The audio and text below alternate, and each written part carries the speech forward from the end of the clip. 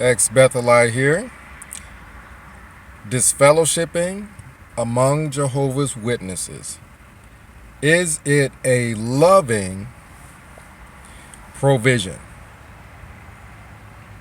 Now, my answer to that is no, and it is based off of what the actual practice is among Jehovah's Witnesses. Now, hear me out here.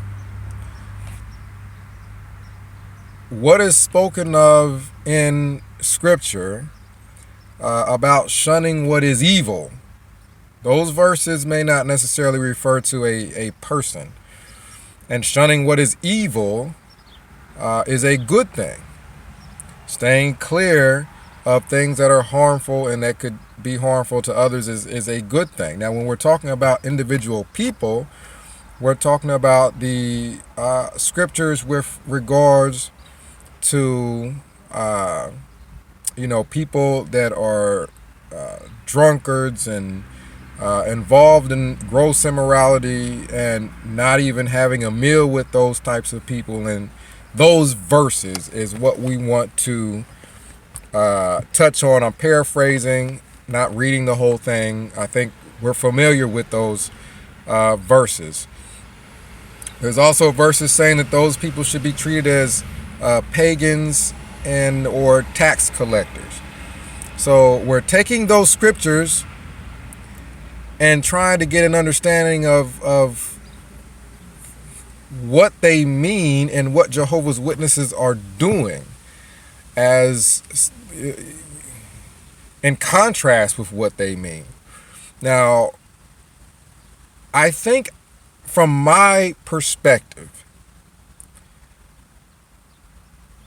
when the Bible is talking about someone who calls themselves a brother, let's say you are a member of the Pentecostal Church, St. John Pentecostal Church, and I am going around telling people I am a member of St. John Pentecostal Church.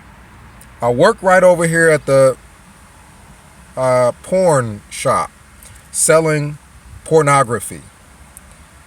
That's what I do openly. I've got pornography everywhere in my car. It's open. People are aware of it. That would reflect very poorly on that particular church. So what would happen is, I would lose any kind of privileges with regards to that church. I'm not a representative of that church. I'm sure I'm still welcome to come sit down, but I'm not viewed as a representative of that church. So that's kind of where excommunication comes in. You're not going to see Marcus, the guy who owns the porn shop down the street that's selling porn, standing on the stage giving a talk or a sermon or anything to that effect. That makes perfect sense, right? That does make sense. There'd be no reason for anybody to attend a church that has someone teaching that has no business teaching. Now, not even having a meal with that type of person. This is where it gets a little bit more complicated. But let's say the general community sees this person who sees me, who owns the porn shop, hanging out with just everybody in the church. I leave the porn shop and go straight from the porn shop to such and such's house, and I have no intent on finding another line of work. I want to sell porn. I watch porn. I like porn. And I want to distribute porn. And I think porn is the best form of, what's the word? Entertainment. I'm really into that. So the problem then with that is, even though Marcus is no longer giving talks or holding positions of any kind of authority in that particular church, congregation, whatever you want to call it, people in the community just see me just going willy-nilly, hanging out with everybody. Everybody seems to act like everything is okay. That could be an issue. So it makes sense then that people who are representative of that particular church faith wouldn't want to just be hanging out with people who are just known to be involved with things that are just very not Christian, because it would make the church look bad. You know, there's the guy that passes out pornography, hanging out with the pastor's daughter, and then there is brother and sister so and so hanging out with the guy that's always gambling, and then over here you have brother and sister so and so just hanging out with this guy who is about to be convicted for grand larceny. You know, it makes it look like no one cares what other people are doing with regards to their conduct and how it makes the particular church look. So I completely understand why someone involved in something serious, the association being seen openly, you know, people would want to be careful with that. And that's where I can see the, don't openly greet and have meals with these, with people. You have to be careful with that type of a thing. I understand that. I think the person involved in the unchristian activity would understand that. Yeah, because then I'd make the whole church look bad. So of course they're not going to just openly hang out with me.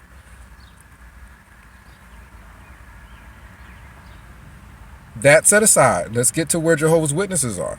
As far as Jehovah's Witnesses are concerned, once a person is disfellowshipped, they are treated as if they are dead.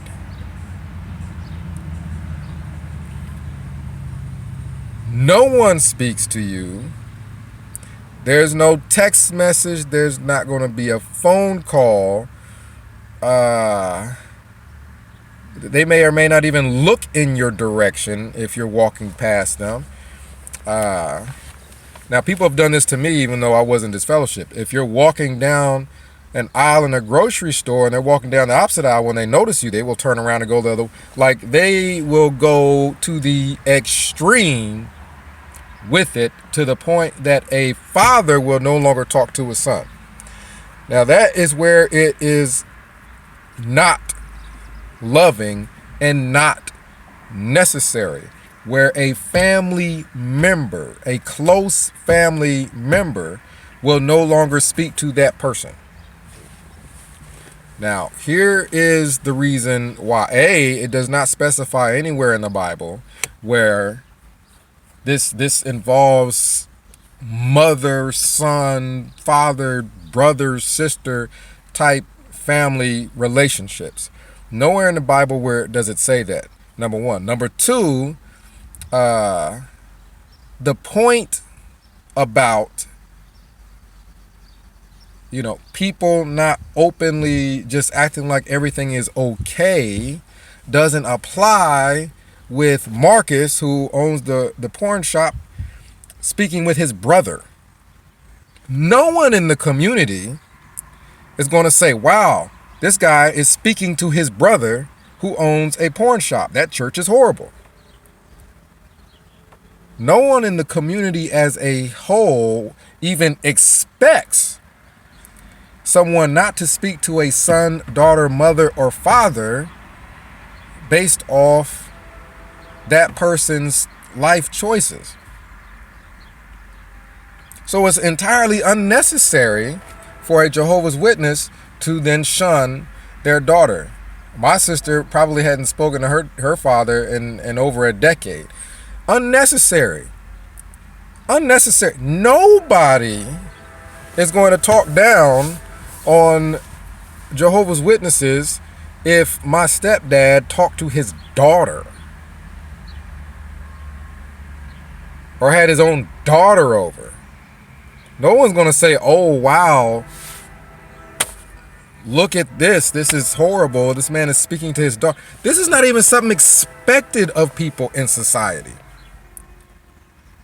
So it's entirely unnecessary to go to the extent of a person being dead, to the extent of a father not talking to his own daughter in over like a decade or something to that effect. To get to the extent where family relationships and families in general are destroyed. Like these people have not spoken in so long that they're just not going to speak now. Now you've gone way far beyond anything in the Bible or any kind of Christian concept or anything that Jesus would do. Now you've gotten into psychological abuse and manipulation. Now you've gotten into a point where an organization looked at that verse and said, we can use this to control people. We can take this and go so far with it that anyone that questions us will now likely not be able to speak to their own family anymore. They weren't thinking about Jesus when they came up with that. They didn't say that this is something that Jesus would do or want done. They didn't find a scripture where any of that would look necessary or line up with anything in the Bible. They took it to the extreme. And this is where I've discussed this before about Jehovah's Witnesses being extreme. They take things to the extreme. So with this whole treating people as if they were dead, and I talked to my friend or texted him and I said, be careful with that, because you have relatives who are Jehovah's Witnesses that I know that you speak to, and based off the decision of an organization, your close relatives, aged close relatives, may no longer speak to you again. You may never talk to this person again while they're still alive. And you also have to understand that Jehovah's Witnesses don't just do that to people who are engaged in any kind of wrongdoing. I don't want to get into, anyone's personal situation. I can think of situations where there's people that have been disfellowshipped and are still disfellowshipped, and they haven't been involved in anything that I know of unchristian for a decade, and they're still disfellowshipped. Jehovah's Witnesses use disfellowshipping to keep people in chains, to keep people going to the Kingdom Hall, to keep people from questioning the teachings, to keep people from speaking out. It's not even applied to people just for doing something that's unchristian or that's wrong. There's people that have been disfellowshipped, from my understanding, just because of disagreeing with a teaching. So for disagreeing with a teaching, your close relatives will no longer speak to you ever again. And that's supposed to be loving. So now you've gotten into a situation here where a person can completely, an organization, Jehovah's Witnesses, can completely misuse the Bible in order to control its members. Because if Marcus is involved with all kinds of, I'm falling out drunk all the time, I'm taking drugs, I'm doing all this stuff, my family sees that. They understand that this isn't something that can be, and I'm doing it openly, grossly involved in it, then it's obvious what's going on.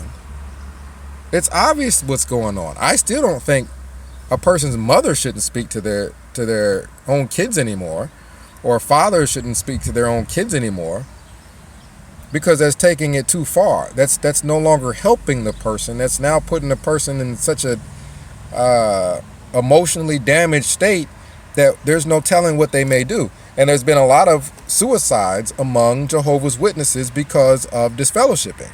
So when people say it is loving, that is so far from the truth, it's ridiculous. Something that causes people to commit suicide because they never speak to their own relatives again is just, and they're talking about as loving. That is the dumbest thing that I ever heard. I mean, one of. When you're talking about Jehovah's Witnesses and that organization, there's a lot of different things that are just insane. But talking about something that is that extreme as loving, as taking a verse in the Bible and just going beyond what the Bible says, is just unbelievable. And these people are aware that some people have been disfellowshipped, got their lives cleaned up, but then later said, hey, I don't want to be a Jehovah's Witness anymore. I'll be more comfortable over here at the Baptist church, or over here at the non-denominational church, or over here at the Pentecostal church. Guess what? They're not going to lift that disfellowshipping ban.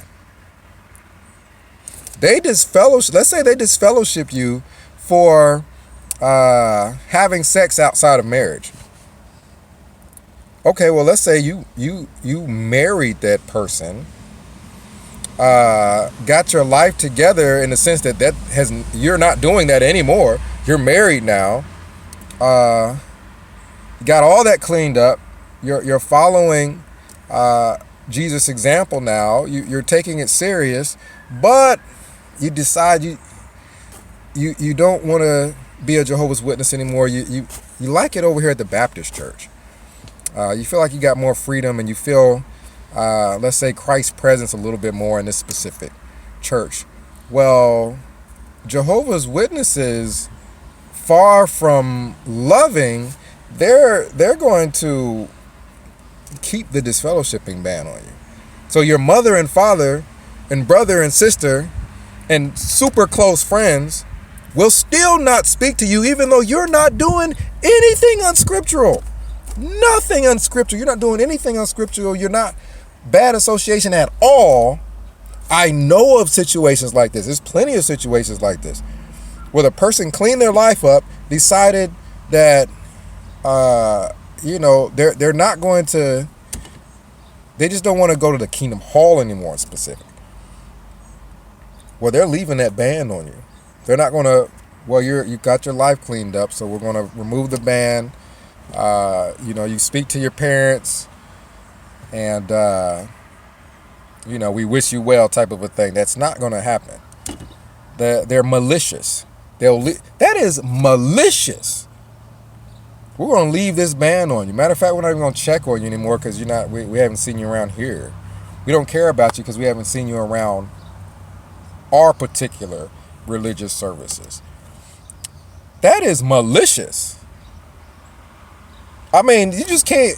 That is malicious. That is, now I'm holding your family hostage. I will not let them speak to you until you just do what I want you to do. I don't care that you got your whole life cleaned up. That is malicious. And they're calling it loving. That's just and for some of them, that's a flat out lie. A lot of them say it because they have to say it, because the organization tells them that that's what it is, so they have to regurgitate that. But some of them, a lot of them know that is a flat out, outright lie. That Jehovah's Witnesses carry out disfellowshipping and other kinds of forms of punishment in a loving way. That is a flat out, outright lie. That organization is not Christian at all. There isn't a Christian on the planet that would do that. Oh, I want to go to the Catholic Church instead of the Baptist Church. Okay, well, you'll never speak to your parents again. Go ahead, but you'll never speak to your family again. That does not happen anywhere else except for maybe Scientology And I heard that there's some Pentecostal groups that are pretty strict. I don't know that they go that far. I don't know. I don't know every denomination. I know it's not loving, and I know Jehovah's Witnesses do it. And I know that they're not Christian. Because that they do that, and because if there is a Christian in the group, they would have stood up and said, that's wrong. If this person is no longer involved in anything unscriptural, even though they're going to a different church, you still lift the ban. No one says anything. No one stands up and says, hey, that's wrong. These people are just, they're blindly following Watchtower. That's not a Christian. That doesn't make you a Christian. A Christian has a strong conscience. A Christian has a strong Bible-trained conscience that would tell them, that's wrong. I'm not doing that. That's going too far. Where is it even in the Bible? There ain't no Jehovah's Witnesses going to ask, where is that in the Bible? If the Watchtower tells them to do it, they're going to do it regardless. That's my thoughts on that. You can let me know what you think. Comment down below. It's not loving. The extent that the Jehovah's Witnesses go to is no longer loving. The concept might be, the original concept might be, hey, we need to protect the church. You need to protect the people. We're not making, you're free to go and just do all kinds of whatever you want to do, but we still got to protect people. That might be loving, but hey, by the way, you can't talk to your mother anymore. That's going too far. That's going way too far. That's way to the left. It's way extreme. Ex-Bethelite signing out.